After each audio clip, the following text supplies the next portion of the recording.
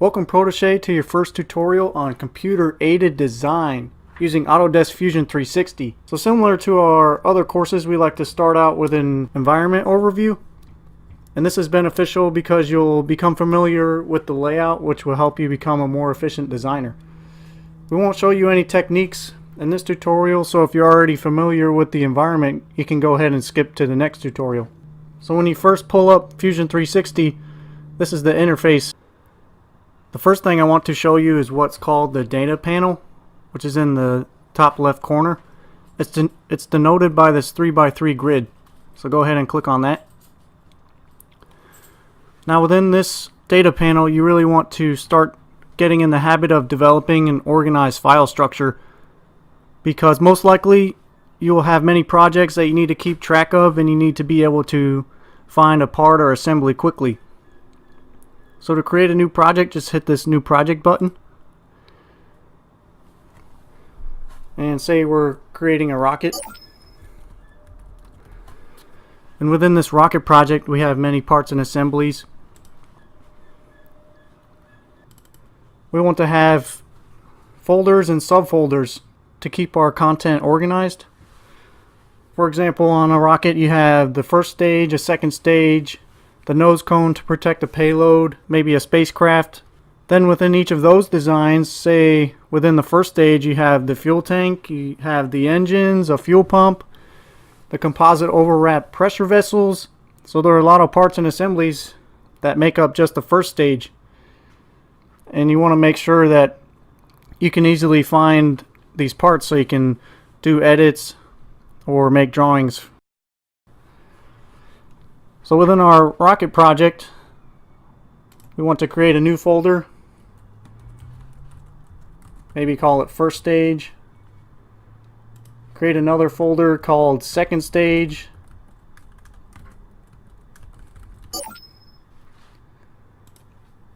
And then we can have a folder for the nose cone. Now we can double click on one of the parts within the rocket project. First stage folder, we want to create subdirectories. For example, the engines, the fuel pump, and then within each of these folders you can start creating parts that make up each one of these components. Anyways, I think you realize that there are many parts and assemblies that go into building this rocket, so being organized is really key, so you can easily find what you're looking for. You also have this upload button, and with this you can select files from your computer and upload step files, so you can import those into your designs and make edits. Next we'll go over this Workspace tab. So notice that in this model we have all these functions that we can do. We can do sketch, create, modify, assemble, construct. And there are multiple workspaces that you can leverage. And the really nice thing about it is if you hover over each one, Fusion 360 will give you a nice description. So you can do generative design, you can do patch, sheet metal. Sheet metal is really nice because you can create 3D structures by just cutting a piece of sheet metal and then performing a series of bends. You can render your parts or assemblies to make them look realistic, and you can change the environment. You can animate your parts, so you can create exploded views. You can start simulating your parts.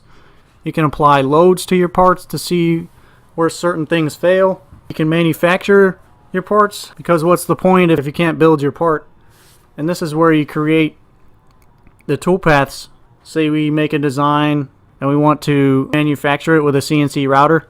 We would have to define the toolpath saying what bit we're using, say to drill a hole, or what bit we want to use to cut out the outline of the part, things like that. And then the last workspace is drawing. You can either do it from design or from animation. We'll have a tutorial on each one of these workspaces in depth. This is just a general overview. And we're going to stay in the model workspace for now. There's a file structure here.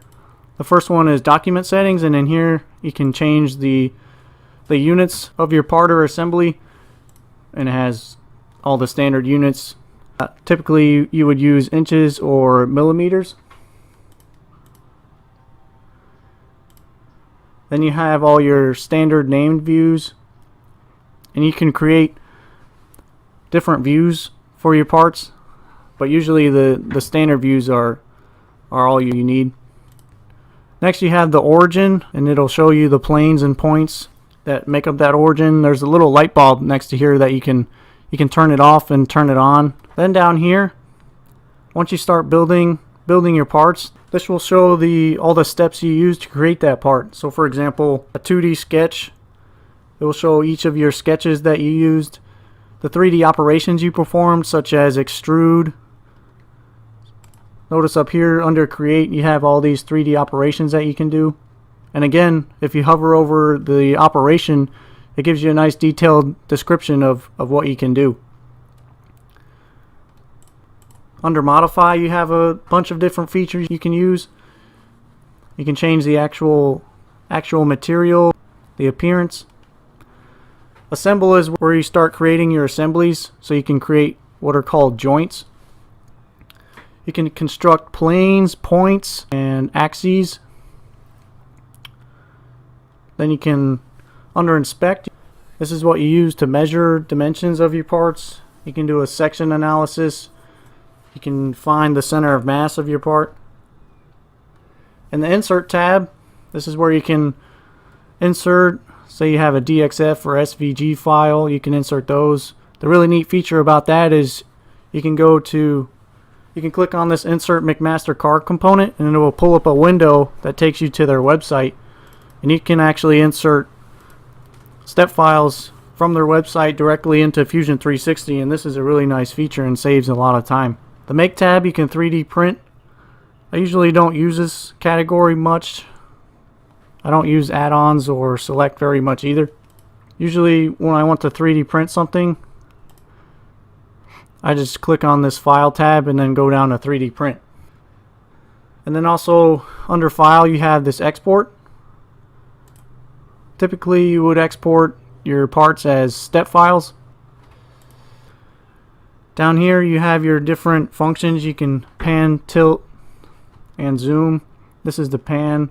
Or you can click down the scroll button on your mouse and pan your part. You can orbit the part. And to get out of each view mode, you can just hit the escape key. And then up here you can click on the faces that you want to view. This home tab is an isometric view. I know we don't have any part here to be able to visualize what you're seeing. One more thing, up here at the top you can add new designs, so you can have multiple designs open at one time and switch between each one. Say you're building an assembly and you're trying to get your holes to line up, you can go back and forth between the assembly and the actual part to change the dimensions and get your holes to line up. Well, thanks for watching. Please subscribe below or leave a question or comment.